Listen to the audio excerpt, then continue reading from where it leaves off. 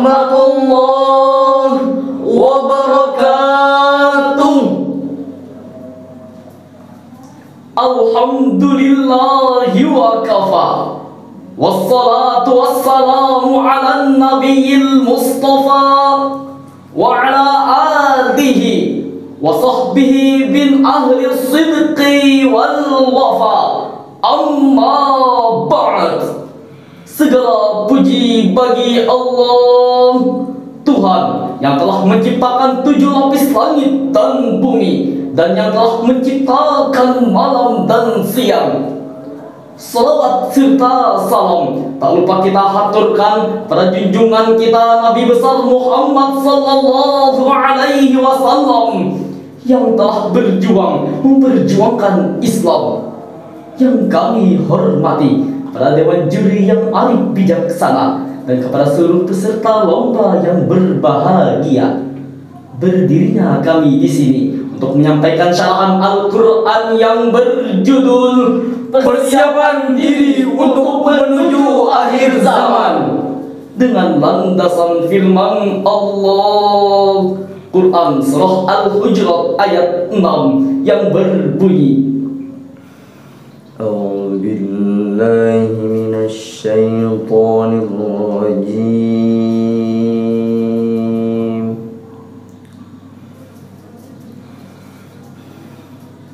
بسم الله الرحمن الرحيم.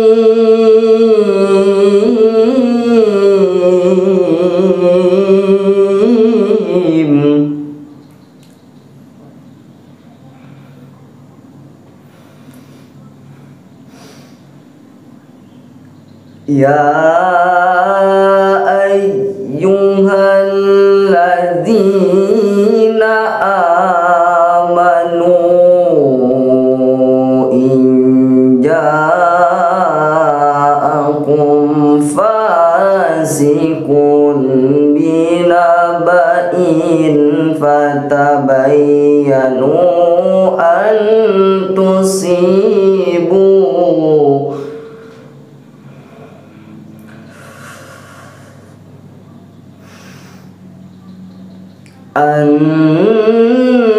تصيبوا قوما بجهالة فتصبحوا على ما فعلتم نادمين.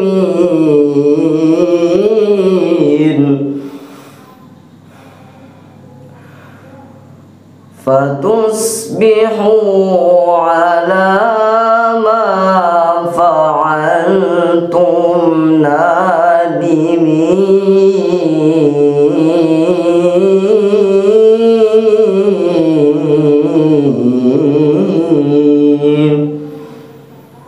صدق الله العظيم.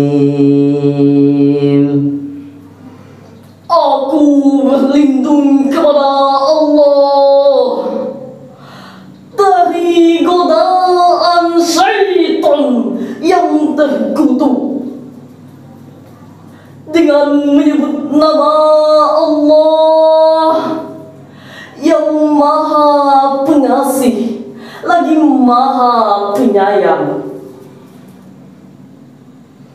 Wahai orang-orang yang beriman, jika seseorang yang fasik datang kepadamu membawa suatu berita, maka telitilah kebenarannya agar kamu tidak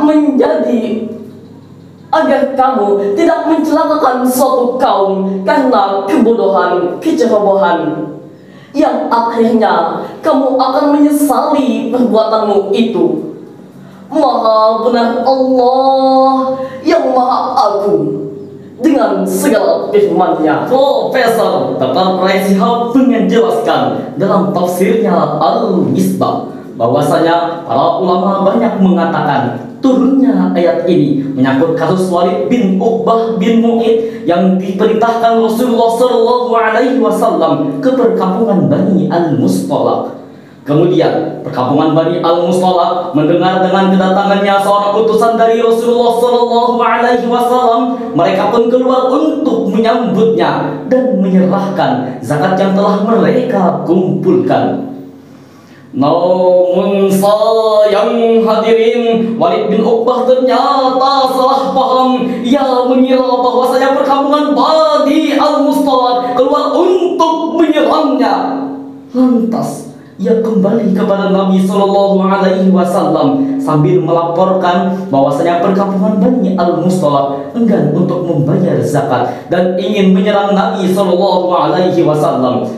Kemudian Nabi Sallallahu Alaihi Wasallam pun marah dan mengutus Sayyidina Khalid bin Walid untuk menyelidiki kasus ini sambil berpesan untuk tidak menyerang mereka terlebih dahulu. Kemudian hadirin, Khalid bin Walid pun mengutus seorang informannya untuk menyelidiki kasus ini.